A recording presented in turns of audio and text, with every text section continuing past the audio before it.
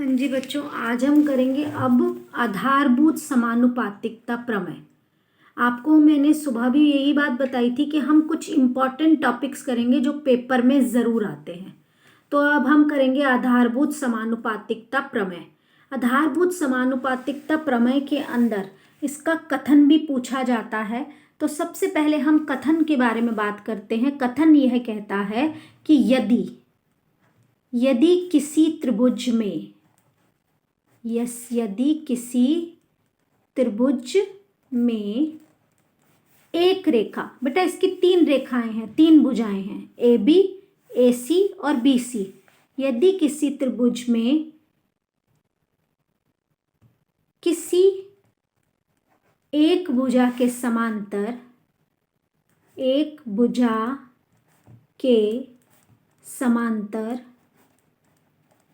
रेखा खींची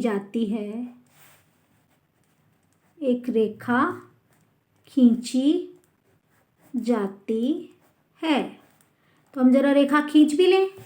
ये लीजिए, हमने रेखा खींच दी।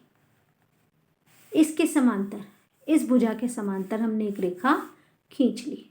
इसका नाम दे दिया हमने डी ई। देखिए डी ई समांतर रेखा खींचती है। ये अन्य दो भुजाओं को अलग अलग बिंदुओं पर काट रही है या नहीं काट रही है? काट रही है ना, डी पर काट रही है। ए बी को डी पर और ए सी को ई पर रेखा खींची जाती है। तो यह अन्य दो भुजाओं को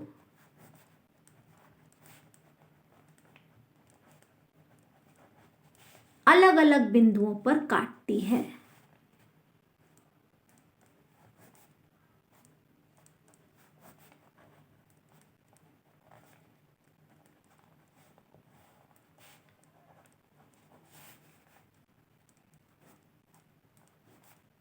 अगर काट रही है तो क्या होगा? यह अन्य दो भुजाओं को समान अनुपात में विभाजित करती है। तो यह अन्य दो भुजाओं को समान अनुपात में विभाजित करती है। समान अनुपात में विभाजित करती है। ये आपको कथन भी याद करना होगा। इसका 1 नंबर होता है बेटा। ठीक है, चलिए अब हम करेंगे दिया है। कुछ बातें ऐसी होती हैं जिनके नंबर मिल जाते हैं इसमें। दिया है, दिया क्या हुआ है बेटा? ये डीई जो है वो बीसी के समांतर दी हुई है। तो डीई ये समांतर रेखाओं का चिन्ह होता है। इसको हम पैरेलल भी बोलते हैं। डीई समांतर है बीसी। डीई एक रेखा है और बीसी एक भुजा है। उसके समांतर हमने एक रेखा खींची है। तो अब सिद्ध क्या करना है आपको? सिद्ध करना है कि यह जो अन्य दो भुजाएं हैं ये समान अनुपात में विभाजित होती हैं। ए बी भुजा डी पर प्रतिच्छेद कर रही है, डी बिंदु पर टूट रही है। तो दो भाग बन गए इसके, एक बना ए डी और एक बना डी बी। तो ए डी बटा में डी बी। और ऐसे ही ए सी ई बिंदु पर प्रतिच्छेद हो रही है। तो ए ई और ई सी दो भाग बन गए हैं, ए ई और ई सी। तो इन दोनों का अनुपात ए डी बटा में डी बी बराबर है ए ई बटा में ई सी। ये हमें सिद्ध करना है। ए डी बटा में डी बी बराबर है ए ई बटा में ई सी। ए डी भाग डी बी बराबर है ए ई बटा ई सी। अब बच्चों इस सिद्ध करने के लिए हम कुछ रचना भी करेंगे। अब मैं डी बिंदु से इसके ऊपर एक लंब खींच रही हूँ। जब भी लंब खींचा जाएगा तो ये एक लंब का 90 डिग्री का कोण का चिन्ह है। तो ये यहाँ से भी मैंने एक लंब खींच दिया यूं।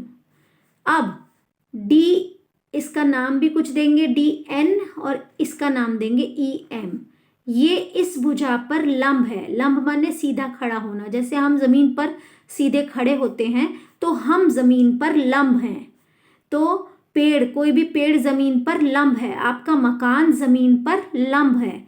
तो ऐसे ही ये ई एम जो है ए डी पर या ए बी पर लंब है, तो आप क्या कहेंगे, हमने क्या ड्रॉ किया है, ई एम लंब है ए डी पर, ई एम लंब है, ये रचना है हमारी, रचना ई एम लंब है, लंब का साइन होता है नीचे जमीन बनाई ऊपर से एक सीधा खड़ा कर दिया, ई एम लंब है ए डी पर या ए बी पर बोल सकते हैं आप, और डी एन लंब है ए सी पर या फिर ए ई पर भी बोल सकते हैं आप, क्योंकि ए ई भुजा और ए सी भुजा एक ही है, इसका छोटा सा टुकड़ा है, तो ए ई पूरी भुजा ले लो या आधी भुजा ले लो, दोनों पर ही डी एन हमारा लंब होगा।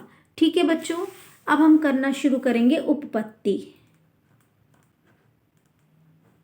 उपपत्ति के लिए हम बेटा जो हमारा टारगेट होता है, जो हमें सिद्ध करना होता है ना, उसके अनुसार चलते हैं। सिद्ध करना क्या है, ए डी बटा में डी बी बराबर है ए ई बटा में ई सी, तो ए डी चाहिए मुझे, तो ए डी से बना हुआ त्रिभुज लूंगी मैं, ए डी ई, तो त्रिभुज, अच्छा एक और बात, डी बी ई को भी ज्वाइन करेंगे और डी सी को भी ज्वाइन करेंगे, ये भी हमें करना है, मिलाना है। तो हमने क्या किया, डी ई बी तथा डी सी को मिलाया, ये भी रचना की है हमने।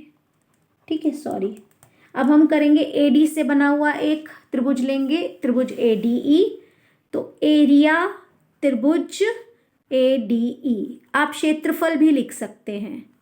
अब डी बी चाहिए ना मुझे, सिद्ध करना में क्या है, डी बी, तो डी बी से बना हुआ त्रिभुज लूंगी, डी बी ई, ध्यान से देखिएगा, डी बी ई ऊपर वाला, डी बी सी नीचे वाला नहीं, डी बी ई ऊपर वाला, तो डी बी ई त्रिभुज भी लूंगी, एरिया डी बी ई,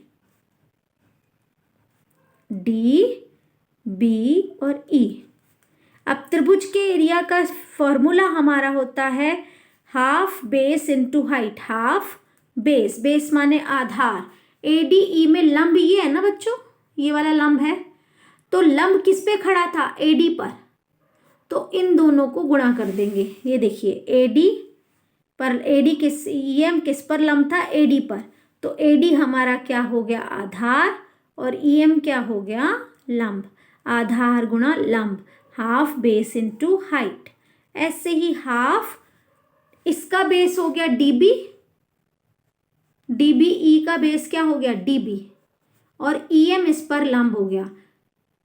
देखो बच्चों, अगर हम यहाँ ज़मीन पर खड़े हैं तो हम, अगर हम शालीमार बाग में खड़े हैं तो हम जहांगीरपुरी पर भी लंब हैं। अब ये थोड़ा ही है कि हम दूर खड़े हुए हैं तो हम लंब नहीं हैं, तो डी बी बढ़ा दीजिए डी बी रेखा को, तो ई एम जो है वो डी बी पर भी लंब है। ये जो बी डी लाइन है इसको आगे बढ़ा दो, तो ई एम जो है और बी डी पर भी लंब है, तो इसलिए क्या आ जाएगा, बी डी हमारा आधार होगा और लंब हमारा ई एम ही रहेगा, तो बी डी गुणा में ई एम। अब ई एम गया कट, हाफ हाफ गया कट, क्या बचा, ए डी बटा में डी बी, तो इसे नाम दे दीजिए आप एक। अब दोबारा से, अब हमें क्या चाहिए बच्चों, ए ई चाहिए, ए ई से बना त्रिभुज और ई सी से बना त्रिभुज। अब बताइए, ए ई से बना हुआ त्रिभुज एक ही है, ए ई डी, तो एक ये बड़ा वाला त्रिभुज ले लूंगी, और ई सी से बना हुआ ई सी डी ले लूंगी, ई सी से बना हुआ ई सी डी ले लूंगी। ठीक है, तो एक ऊपर ले लिया त्रिभुज ए डी ई और नीचे ले लिया त्रिभुज ई सी डी।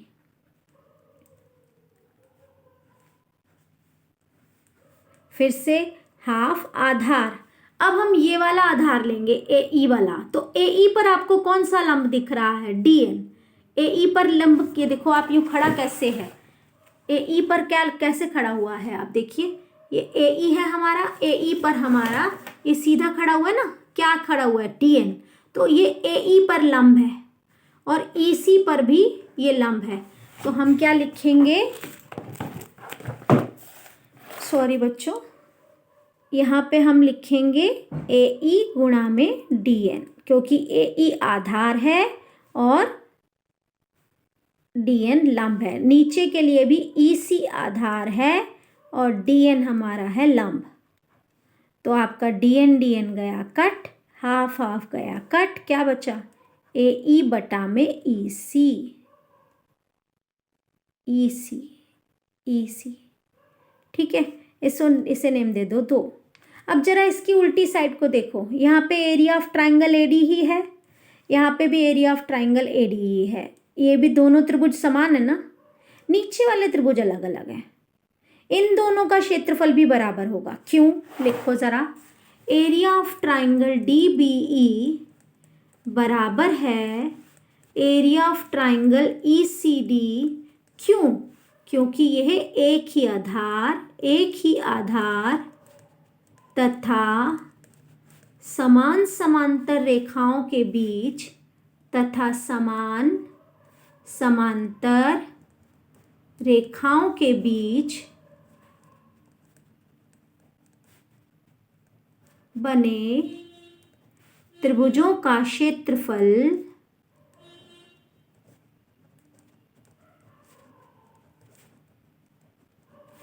बराबर होता है। तो आपका ये दोनों बराबर आ गए। अब देखिए, ऊपर ऊपर वाला बराबर हो गया, नीचे नीचे वाला बराबर हो गया, तो उल्टी साइड बराबर हो गई ना, लेफ्ट हैंड साइड, तो राइट हैंड साइड अपने आप बराबर हो जाएगी। तो हम लिखेंगे, इसको हम 3 नेम दे देंगे, 1, 2 और 3 से। AD बटा में DB बराबर है AE बटा में EC। यही हमें सिद्ध करना था और हमने कर लिया है। ये आपकी आधारभूत समानुपातिकता प्रमेय यहाँ पर खत्म होती है। इससे ध्यान से वीडियो देखते हुए 2-3 बार देख करके अपना इस थ्योरम को, इस प्रमेय को याद करोगे। ये 5 नंबर की आने के पूरे चांसेस हैं। 4 थ्योरम्स हैं हमारी, 2 त्रिभुजों की और 2 वृत्तों की। तो ये चारों में से एक क्वेश्चन जरूर आपके बोर्ड्स के पेपर में आएगा। ऑल दी बेस्ट बच्चों।